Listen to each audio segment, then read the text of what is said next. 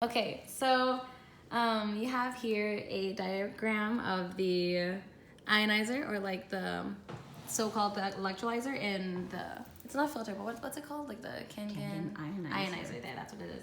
So acidic water, or as do like bottled water or unalkalized water, so just regular water in general, goes through the, what is this? Goes through the ionizer in the middle, kind of like this. It's called an ion exchange membrane.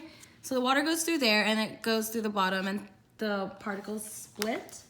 And first on one side, half of the water goes into here, which is it becomes electrolyzed, oxygenated, acidic water. And so elements start to split up and it goes through this thing called an anode. And so this would be like an anion, collecting all the positive parts of the water that you don't want in Kangen or like alkalized water, because then everything, all the benefits go through the negative chamber.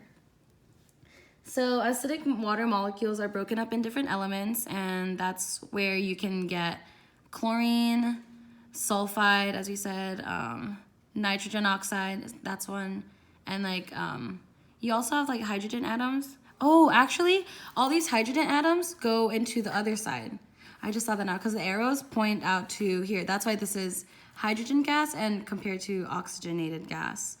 So all of these in here would be your elements like chlorine, nitrogen, sulfide, and calcium, I think.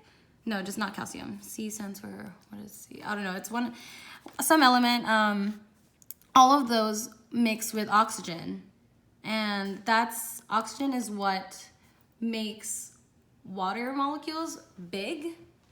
Kind of, that's what gives you the bloated feeling inside. So that gets removed from Kangen water. And that gets rid of the bloated feeling that you get. So all of these go through this is hydrogen hydroxide ion, because that's hydrogen added with oxygen, so it becomes hydroxide. And all of these elements go into the anode chamber, which is just positive for like an ion. So like a positive ion, which is an ion, anode chamber.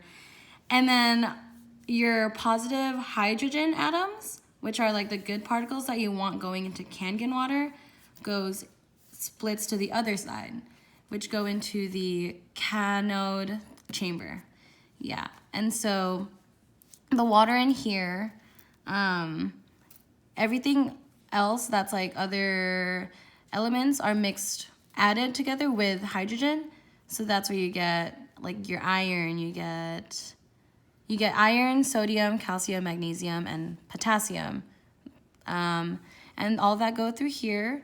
And then the hydrogen oxide that's in here, which is like oxygenated hydrogen, go out. And so you kind of like switch off, like the water switches. So instead of like filtering, instead of like the same water going through one filter and coming out together, the water particles and like hydrogen particles and oxygen split and kind of switch chambers.